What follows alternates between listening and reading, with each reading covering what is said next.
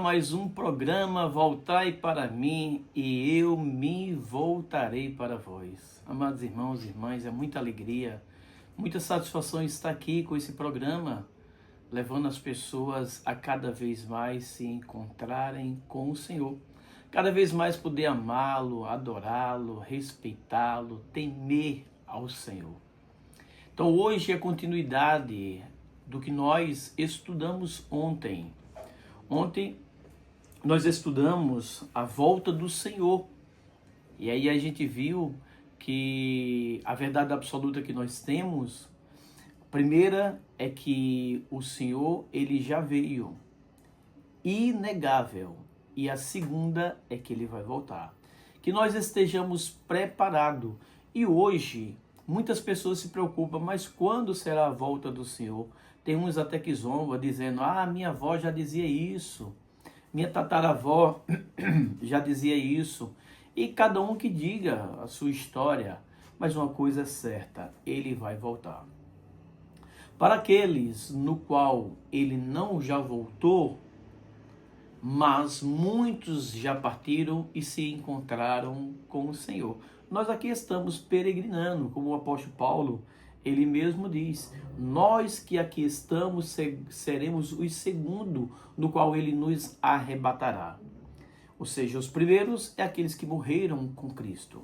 Aqueles que morreram com Cristo, existe o primeiro juiz e existe o segundo juiz. O primeiro juiz é aquele no qual nós morremos e somos julgados, assim como o ladrão na cruz que morreu e teve lá o encontro com o Senhor no paraíso. O segundo será na sua volta, ou seja, a volta gloriosa, a volta definitiva. Mas muitas pessoas se preocupam, quando que vai ser isso? E nós só precisamos nos preocupar com uma coisa, é fazer a vontade de Deus. Então a leitura de hoje é 1 Tessalonicenses, capítulo 5, versículo 1. Diz o seguinte, a respeito da época e do momento, não há necessidade, irmãos, de que vos escrevamos. Ou seja, não precisa escrever qual é o dia, qual é a hora em que Jesus vai voltar. Não há necessidade. Pois vós mesmo sabeis muito bem que o dia do Senhor virá como um ladrão de noite. Quando os homens disserem paz, segurança, então, repetidamente, lhes sobrevirá a destruição. Vê como isso é sério. Quando as pessoas dizem paz, segurança, ou seja, o Senhor voltará. O mundo precisa de paz, o mundo busca a paz. Mas quando encontrar, ou seja, é a hora que o Senhor voltará. Como as dores da mulher grávida, que não escaparão. Mas vós, irmãos, não estáis em treva, de modo que esse dia vos surpreenda como ladrão. Ou seja, o apóstolo Paulo já dizia o seguinte, fiquem em paz, fiquem tranquilos. Vocês são da luz, vocês não são das trevas. Vocês estão vivendo a santidade, vocês não estão no pecado. Vocês são de Cristo, vocês não são do anticristo. Vocês são de Deus, vocês não são pagãos. Era isso que o apóstolo dizia. Fica tranquilo, fica na paz. Porque todos vós sois filho da luz e filho do dia. Não somos da noite nem das trevas. Não durmamos, pois, como os demais, mas vigiemos e sejamos sóbrios. Vigiar o quê? Vigiar o nosso cotidiano, vigiar os nossos atos, o nosso comportamento, os nossos pensamentos, os nossos sentimentos, as nossas emoções, as nossas crenças, os nossos relacionamentos, as nossas convivências um com o outro. Vigiai como que você está, de fato, vivendo dentro da igreja e assim sucessivamente. Porque os que dormem, dormem de noite. Os que se embriagam, embriagam-se de noite. Nós, ao contrário, que somos do dia, sejamos sóbrios, tomemos por couraça a fé e a caridade. Ou seja, vivendo a fé, vivendo a caridade, fiquem em paz. A fé no Cristo ressuscitado, porque a promessa é que Deus ressuscitou o Filho e há de ressuscitar todos aqueles que permanecerem com o Filho. na caridade. A caridade quer dizer no amor, um para com o outro, fazendo o bem um ao outro. Não nos preocupemos com as demais coisas. E por capacete e esperança da salvação, porquanto não nos destinou Deus para a ira, mas para alcançar a salvação por nosso Senhor Jesus Cristo. Ele morreu por nós, a fim de que nós, quer em estado de vigília, quer de sono, vivamos em união com Ele. Gente, isso é muito lindo. Quer em estado de vigília, quer em estado de sono, ou seja, o apóstolo ele diz aqui, de uma forma ou de outra, estejamos com Cristo e em Cristo, por Cristo. De uma forma ou de outra.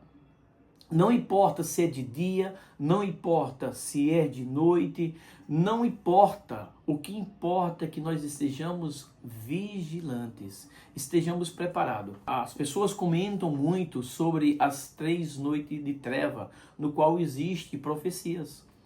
E muitos se desesperam com essas 3 noites de treva. Quem é da luz, não há treva, porque Cristo ilumina. Se o nosso Deus é um Deus de milagre, ou seja, enquanto, digamos um exemplo, que nessas noites de treva, um esteja consumindo o outro, matando o outro, destruindo o outro, nós seremos protegidos. Um exemplo, digamos que aqui nesse ambiente tem 10 pessoas, 2 de Cristo, 8 não. Aqueles 2 de Cristo, eles terão uma proteção, como que uma capa, protegendo eles para que nada aconteça. Os demais, eles serão ali espancados, eles serão, digamos, mortos, machucados, feridos, etc. Por quê? Porque eles não estão em Cristo. Qual é a grande vantagem de ser cristão? A grande vantagem de ser cristão é sofrermos na esperança. A vantagem de ser cristão é sofrermos na alegria. A vantagem de ser cristão é chorarmos na esperança de que Cristo está conosco e que as nossas lágrimas, Ele vai acolher cada uma delas. Amados irmãos e irmãs, é prazeroso. É prazeroso ser de Deus, é gratificante ser de Deus. Muitas pessoas sabem que Deus as ama, mas poucas elas se sentem amadas por Deus. O programa Voltai para mim, para vós, ele tem esse objetivo, ele tem esse compromisso de levar as pessoas a se sentirem amadas por Deus, a se sentirem acolhidas por Deus. Portanto, divulga esse nosso trabalho, fala lá para o teu vizinho, fala lá para o teu parente, olha, tem um programa no qual vai te ensinar a ser amado por Deus, a ser acolhido por Deus. Não ser julgado, criticado, condenado por Deus, porque é essa visão que o mundo tem, que Deus ele é terrorista, de que Deus é vingativo, de que Deus ele pune as pessoas. Não. Essa é a visão do Antigo Testamento, essa é a visão do povo pagão, a visão do cristão e o verdadeiro cristão. Deus é amor. A justiça de Deus, ela se dissolve no amor. Cada um será julgado conforme suas escolhas. O Senhor se entristecerá com aqueles que tomaram suas escolhas, fizeram suas escolhas erradas. Ele não se alegrará com essas pessoas. Amados irmãos e irmãs, ainda aqui na leitura, ela diz o seguinte: nós, o contrário que somos do dia, sejamos sóbrios, tomemos por couraça a fé e a caridade.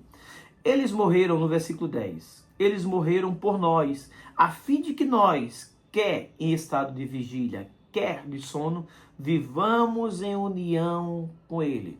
Assim, pois, consolai-vos mutualmente e edificai-vos uns aos outros. Ou seja, na leitura de ontem, no finalzinho dela, se você prestar atenção, no versículo, deixa eu pegar aqui, 18, portanto, consolai-vos uns aos outros com esta palavra. Já na leitura de hoje, ele diz o seguinte: consolai-vos mutualmente e edificai-vos. Ou seja, uma construção, como já o sabeis. Ou seja, aquele é para um iniciante se preparar para a volta do Senhor. aquela pessoa que está começando através da palavra, e aqui não, é já para aquelas pessoas que já estão mais sólidas, aquelas pessoas que já têm uma bagagem. Amanhã nós iremos trabalhar animados pela esperança na posse do céu. O céu é a nossa posse, o céu é a nossa herança, o céu é a nossa riqueza. Quero agradecer a Deus por esse dia de hoje, que você fique em paz, que o Espírito Santo possa te iluminar. Um beijo no coração, um forte abraço, até amanhã, se Deus assim o permitir.